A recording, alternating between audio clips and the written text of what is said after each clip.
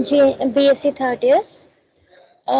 तो हमारे पास सिलेबस हमारा कंप्लीट हो गया है, तो इसलिए मैं तुम्हें रिवीजन करा रही हूँ from your 8th unit stress and coping. So stress and coping होता क्या है? स्ट्रेस क्या है? It is a state of mental tension and worry caused by problems in your life, work etcetera. तो स्ट्रेस क्या है? ये एक स्टेट है जहाँ पे हमें क्या है, अगर कोई भी मेंटल टेंशन है या कोई भी वरी है, कोई भी काइंड ऑफ टेंशन कुछ भी है, उसकी वजह से जो प्रॉब्लम्स हमारी लाइफ में क्रिएट होती हैं, या हमारे वर्क से रिलेटेड कोई भी टेंशन है, किसी भी चीज से लेके कोई भी टेंशन है, उसके थ्रू जो हमें प्रॉब्लम्स क्रिएट होती हैं, उसको हम कहते हैं stress.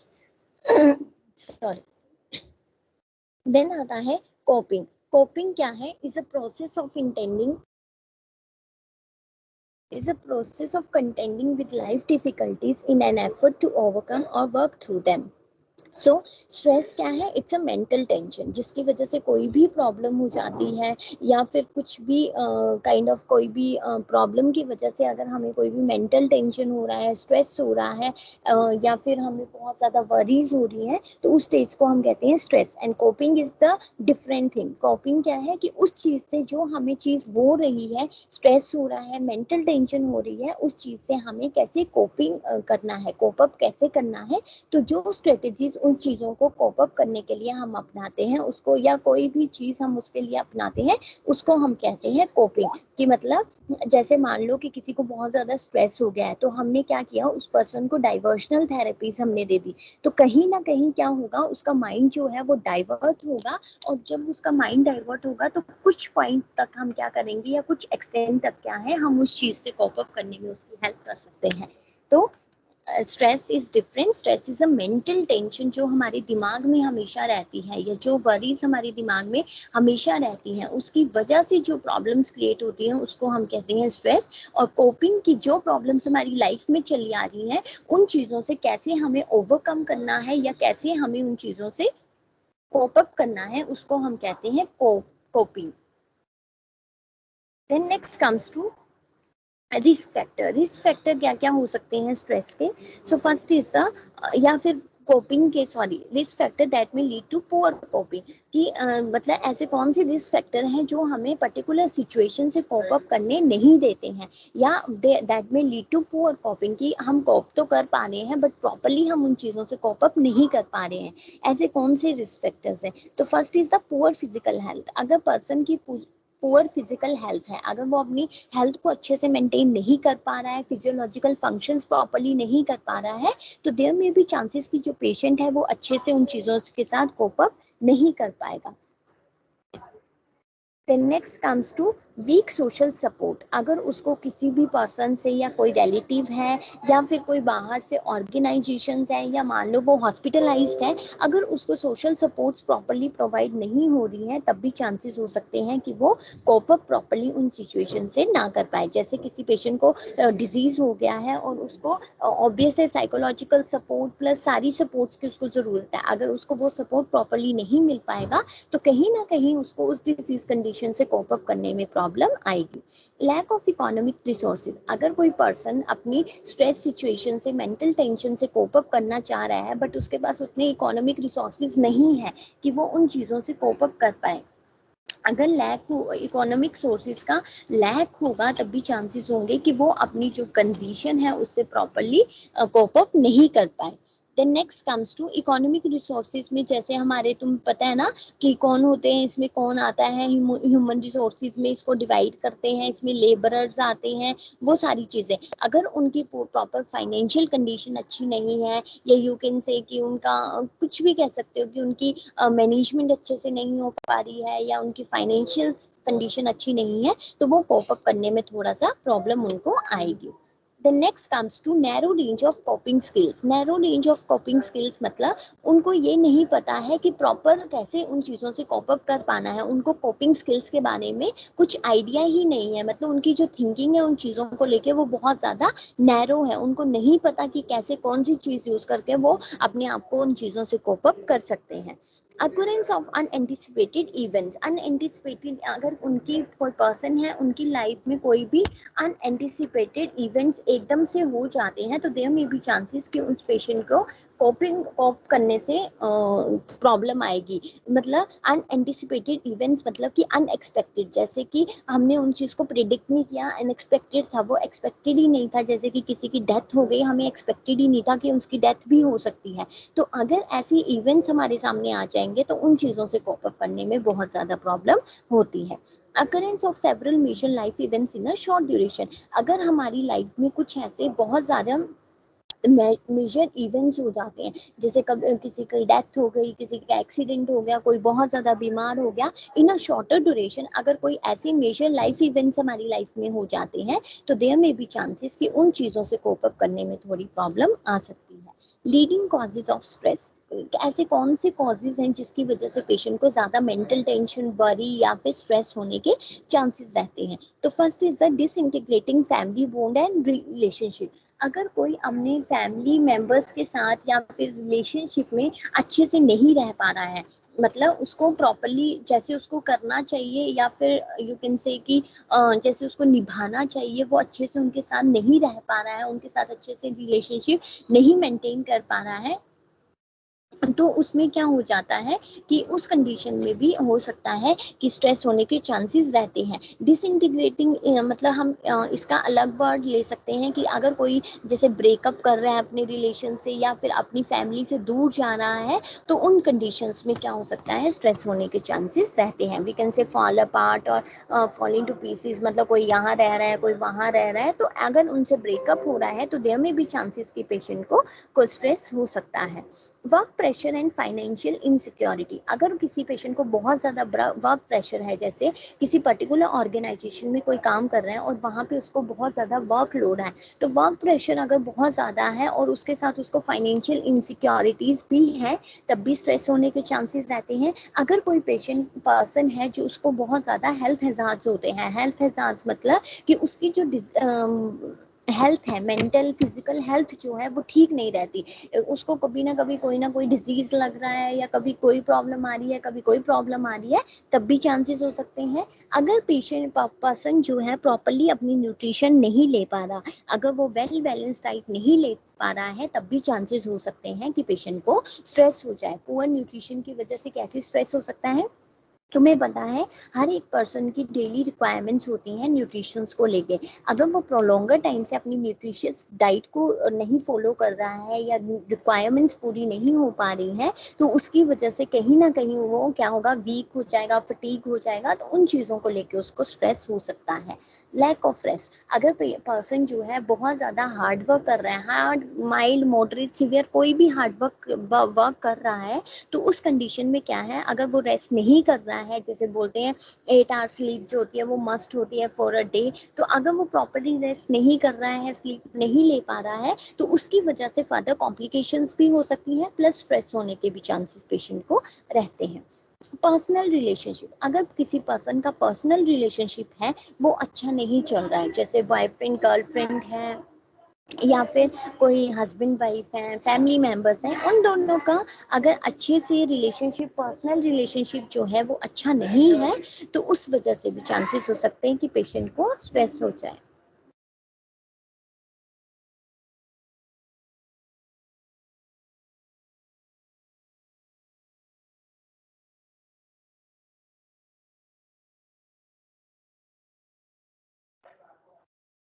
Social environment and panic of terror, अगर तुम्हारा जहाँ पे तुम रह रहे हो वहाँ पे जो तुम्हारा सोशल इन्वायरमेंट है वो अच्छा नहीं है, या फिर किसी टेरर अटैक का तुम्हें डर बना रहता है 24 घंटे, जैसे मैंने पहले भी एग्जांपल दिया था कि कश्मीर में ऐसा होता रहता है, तो अगर तुम्हारा सोशल इन्वायरमेंट अच्छा नहीं है तो भी चांसेस हो सकते हैं कि पेशेंट को स्ट्रेस हो जाए। नेक्स्ट कम्स टू कि अगर ऐसी चीज़ें हो जाती हैं तो ऐसी कौन सी कोपिंग स्ट्रेटजीज हैं जो हम अपना सकते हैं और हम स्ट्रेस से कोप अप करने में मतलब कोप अप हम कर सकते हैं। तो first is the coping strategies, अगर उसमें ऐसी कंडीशंस भी इन्होंने दी हैं कि अगर ऐसी कंडीशंस किसी पेशेंट के साथ हो जाती हैं तो ऐसे कौन सी इंटरवेंशंस हैं जो हम ले सकते हैं जिसकी वजह से हम कोप अप कर सकते हैं। फर्स्ट, अगर किसी पेशेंट की रिटायरमेंट हो जाती है, तो रिटायरमेंट के बाद क्या था, पहले क्या था, उसका एक पर्टिकुलर शेड्यूल था, उसको इस टाइम पे जाना है, इस टाइम पे आना है, उसको ये करना है, उसको वो करना है, बट आफ्टर रिटायरमेंट क्या है ना, उसको जॉब में जाना है, उसको हमेशा घर पे ही रहना है। तो कहीं ना कहीं क्या हो सकता है कि उसको स्ट्रेस हो जाए या कुछ हो जाए। तो इस चीज में हम क्या कर सकते हैं, कोपिंग स्ट्रेटेजीज हम अपना सकते हैं, जैसे कि उस पेशेंट में हम क्या कर सकते हैं, न्यू स्किल्स को डेवलप कर सकते हैं।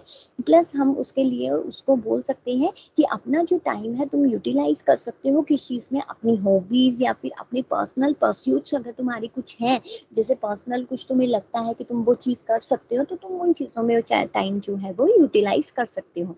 Become involve with meaningful volunteers activity, या फिर अगर पॉसिबल है पर्सन के लिए तो वो क्या है, अदर एक्टिविटीज के साथ, जैसे जो वॉलंटियरली एक्टिविटीज होती हैं हमारी सोसाइटी में, हमारी कम्युनिटी में, तो अगर उसके लिए पॉसिबल है तो वो उन चीज़ों में भी अपने आप को इन्वॉल्व इंडल्ज कर सकता है। अगर वो इन चीज़ों में अपने आप को इन्वॉल्व या इंडल्ज करेगा तो it will help the person कि वो इजिली उन चीज़ों से कॉप अप कर जाए। Next comes to death of friends, अगर किसी पर्सन के फ्रेंड की डेथ हो Excuse me, जाती ma'am. है। हाँ जी। Someone is continuously removing me from the class. It's taking time. Yes, ma'am.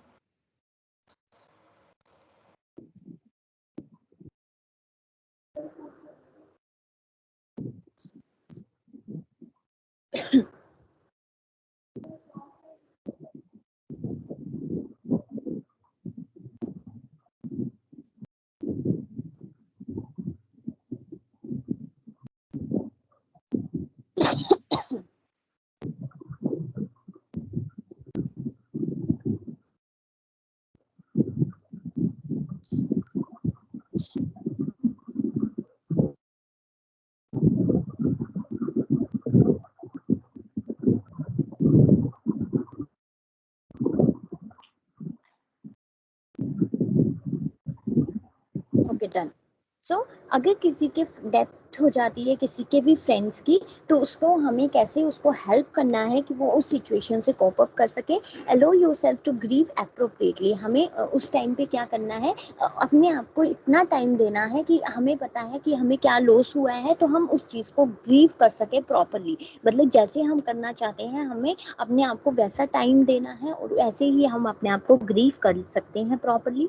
Establish new relationship, हम पर्सन को बोल सकते हैं कि वो हो सकता है कि उसके फ्रेंड की तरह उसको कोई ना मिले, बट ये हो सकता है कि अगर वो न्यू रिलेशनशिप किसी के साथ बनाए तो कहीं ना कहीं जो उसके फ्रेंड्स थे वो बिल्डअप होने शुरू हो जाएंगे, और वो अपना टाइम जो है उनके साथ स्पेंड कर पाएगा, जिसकी वजह से उसको अपने दूसरे जो फ्रेंड्स हैं जिनकी डेथ हो गई है वो उनको याद करना कम कर देगा, तो वो इजिली उन चीज़ों से कॉप अप कर सकता है।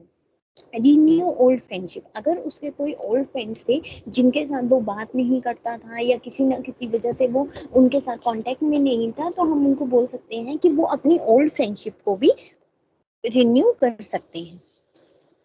Next comes to aged stereotype.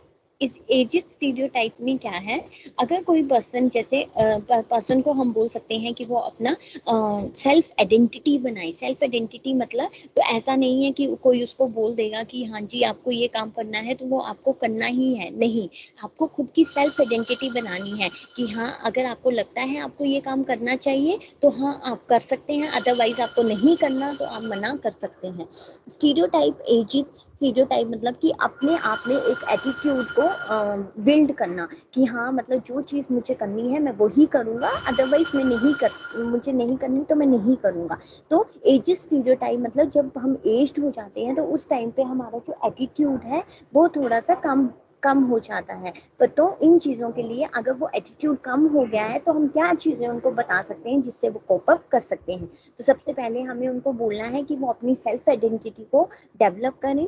Challenge the myths, अगर उनके पास कोई भी मिथ्स आ रहे हैं, जैसे पहले ही हम इस बारे में डिस्कस कर चुके थे कि मिथ्स जैसे कि बोलते हैं कि जो ओल्डर पर्सन होते हैं वो ये काम नहीं कर सकते, वो काम नहीं कर सकते। तो अगर ऐसे उनके पास कोई मिथ्स आ रहे हैं और उनको लगता है ये उनके लिए पॉसिबल है तो tell them to do that. तो उनको चैलेंज कर सकते हैं उन मिथ्स को और उनको करके वो दिखा सकते हैं। Question any behaviour that are based on age determined expectations, अगर ऐसा कोई उनके आगे क्वेश्चन रखता है कि जैसे कोई एजिड पीपल है वो ये काम नहीं कर सकता या उनसे हम एक्सपेक्ट नहीं कर सकते, तो वो उन क्वेश्चंस को भी कोई भी क्वेश्चंस होंगे तो उनको वो मतलब क्वेश्चन उनके अगेंस्ट वो रेस कर सकते हैं कि ऐसा कुछ नहीं है, वो ये चीज कर सकते हैं, उनसे एक्सपेक्टेड नहीं है तो उनको वो चीज करके दिखानी है। Relocation from family homestead. Appreciate the relief from the responsibility of home ownership. अगर कोई किसी के साथ रहता है पहले से और अब वो क्या हो रहा है, रिलोकेट कर रहा है वहां से,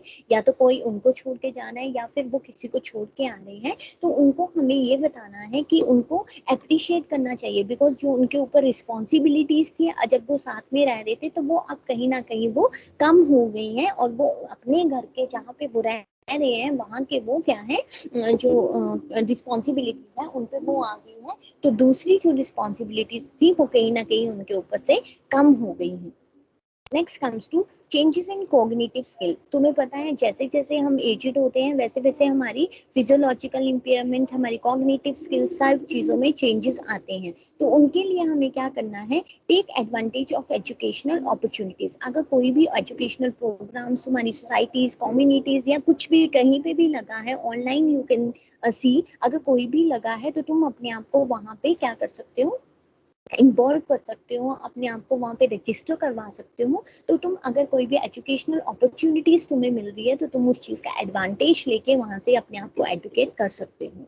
एनरोल इन क्लासेस। अगर तुम्हें लगता है कि तुम्हें किसी चीज़ से समझ नहीं है या तुम्हें नॉलेज नहीं है तो तुम अपने आप को क्लासेस में भी एनरोल कर सकते हो। Keep mentally stimulated, join a discussion group. अपने आप को मेंटली स्टिमुलेट करना है और क्या करना है, अपने आप को, अगर कोई भी डिस्कशन ग्रुप्स तुम्हारे साथ है तो उन डिस्कशन ग्रुप्स में अपने आप को इन्वॉल्व करना है, कि वहाँ पे अगर तुमसे कोई कुछ पूछ रहा है तो यू हैव टू आंसर, और तुम्हें अगर कुछ बुरा लग रहा है तो तुम क्वेश्चन रेज कर सकते हो। तो जो भी डिस्कशन ग्रुप्स होते हैं उसमें तुम अपने आप को इन्वॉल्व कर सकते हो।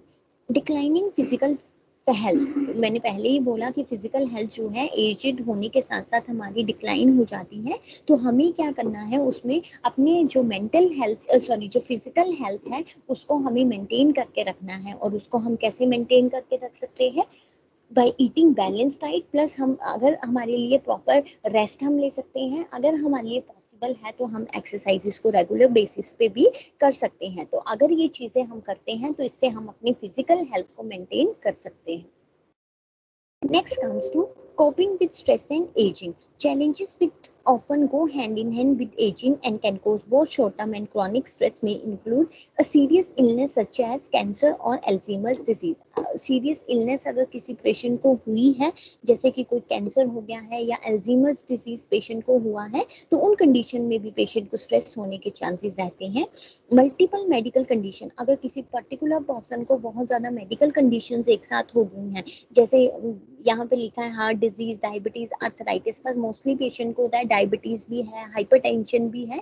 तो अगर ऐसी कोई भी मेडिकल कंडीशंस पर्सन को एक साथ हो गई हैं तब भी चांसेस हो सकते हैं। पेशेंट को बहुत प्रोलॉन्गर टाइम से कहीं किसी पर्टिकुलर एरिया में बहुत ज़्यादा क्रॉनिक पेन हो रहा है तब भी चांसेस हो सकते हैं। फाइनेंशियल कंसर्न, अगर पेशेंट की पर्सन की इनकम उतनी नहीं है जितने उनके खर्चे हो रहे हैं, या उनकी लिमिटेड इनकम है और उनका जो मतलब एक्सपेंसेस हैं वो बहुत ज़्यादा हैं, तो उससे भी कहीं ना कहीं स्ट्रेस हो सकता है। कॉग्निटिव चेंजेस आते हैं अगर बॉडी में, जैसे कि शॉर्ट टर्म मेमोरी लॉस हो जाता है, कईयों को लॉन्ग टर्म मेमोरी लॉस हो जाता है, तो उससे भी स्ट्रेस होने के चांसेस रहते हैं। Care taking demand such as responsibility for a loved one cares, उनको केयर टेकिंग डिमांड्स भी उनकी बढ़ जाती हैं, बिकॉज एजिड हो जाते हैं तो उनके लिए नहीं पॉसिबल है कि वो हर चीज़ को कर पाएं जो वो पहले करते थे, तो कहीं ना कहीं उस चीज़ से भी हो जाता है। लाइफ सिचुएशंस उनकी क्या है, चेंज हो जाती हैं, जैसे कि अगर वो रिलोकेट कर रहे हैं कहीं से या कोई उनको छोड़ के जा रहा है तब भी चांसेस हो जाते हैं। और अगर किसी को उन्होंने लॉस किया है, चाहे वो उनके लव्ड वंस हो, मतलब उनकी डेथ हो गई है, सीरियस इलनेसेस हो रही है, या कोई एक्सीडेंट्स हो गए हैं, अगर कोई भी बिगर इवेंट उनके साथ हो जाता है तब भी चांसेस होते हैं।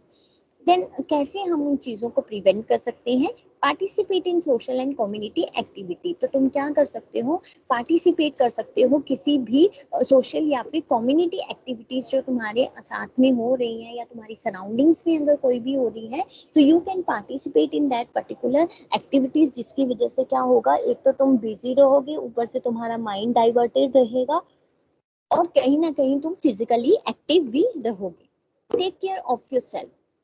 You have to take proper care of yourself, क्योंकि एजेड होते होते हमारी फिजिकल इम्पेयरमेंट ज़्यादा हो जाती हैं। तो उस टाइम पे तुम्हें क्या है, प्रॉपर रेस्ट लेना है, प्रॉपर एक्सरसाइजेस करनी है, प्रॉपर न्यूट्रिशन लेनी है। अगर ये चीज़ें तुम अपनी लाइफ में रेगुलर रखोगे, if possible for the patient, ऐसा नहीं है कि कोई नहीं कर सकता है फिर भी हम उसको बोलेंगे जबरदस्ती कि नहीं आपको करना ही करना है। If possible for the patient, तो हम पेशेंट को बोल सकते हैं कि वो अपनी एक्सरसाइजेस को रेगुलर रखे, रेस्ट उसको प्रॉपरली करना है, प्लस उसके साथ न्यूट्रिशन भी प्रॉपर उसको लेना है। Participate in the activities you enjoy, हम पेशेंट को एनकरेज कर सकते हैं पार्टिसिपेट करने के लिए जिन एक्टिविटीज में वो इंजॉय करता है। ऐसा नहीं है कि कोई भी एक्टिविटीज हो रही है और हम उसको बोलें कि आपको इसी में ही जाना है, ऐसा नहीं है। हमें उनको उन एक्टिविटीज में पार्टिसिपेट करने के लिए बोलना है जिनमें उनका इंटरेस्ट है, प्लस उसमें वो इंजॉय कर सकते हैं। तो उन एक्टिविटीज में उनको पार्टिसिपेट करना है।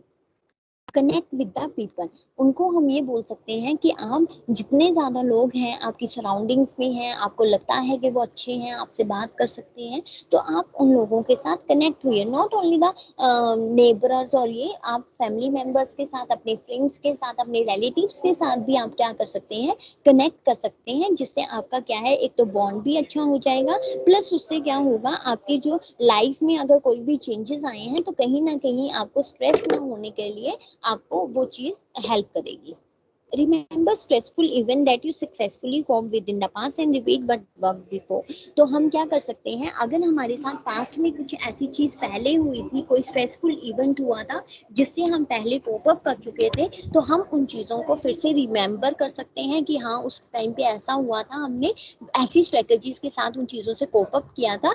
तो हम उन स्ट्रेटेजीज को यूज करके, हम जो अभी हमारे साथ करंट सिचुएशन में है, हम उन चीजों से भी क्या है, कोप अप प्रॉपर कर सकते हैं। Remember stressful events that you successfully learn and use relaxation technique and meditation, उसके बाद तुम क्या है, कोई भी रिलैक्सेशन टेक्निक्स या मेडिटेशन पॉसिबल है पेशेंट के लिए करना, तो हम उसको कर सकते हैं कि हम उसको बोल सकते हैं कि वो प्रॉपर मेडिटेशन करे, योगा करे, एक्सरसाइजेस करे, जिससे क्या होगा, कहीं ना कहीं उस पेशेंट को क्या होगा कि एक तो उसका टाइम जो है वो भी बिजी रहेगा, प्लस उसका जो ऐसा है कि वो अगर चीज़ें नहीं कर रहा है, फिजिकल एक्टिविटी नहीं कर रहा है, तो उससे भी कॉम्प्लिकेशंस होने के चांसेस रहते हैं। तो वो अपने आप को अगर बिजी रखेगा तो वो उससे फिजिकली एक्टिव भी रहेगा और उसका कहीं ना कहीं जो मेंटल एक्टिविटी है वो भी स्टेबल रहेगी। Nursing process for patient with stress, nursing assessment, सबसे पहले हमें नर्सिंग असेसमेंट में हम क्या करते हैं, हमें पेशेंट को अच्छे से असेस करना है कि उसकी नीड्स क्या है, उसको क्या प्रॉब्लम है, उसकी क्या नीड्स है, उसको अच्छे से असेस करेंगे।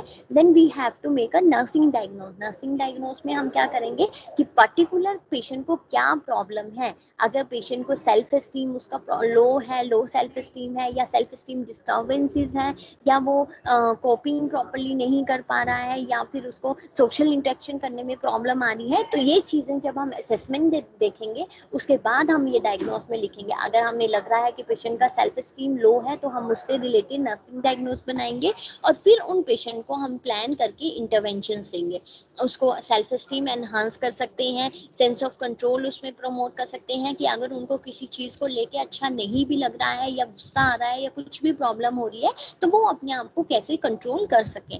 Involve the older adult in decision making, घर में अगर कोई भी ऐसी चीज़ हो रही है, कहीं पे भी कोई भी ऐसी चीज़ हो रही है, तो हमेशा जो भी डिसीजन मेकिंग है उसमें हमें अपने एडल्ट्स को, ओल्डर एडल्ट्स को हमें इन्वॉल्व करना है। Address role less, encourage life review and reminiscence, foster social support, address spiritual needs.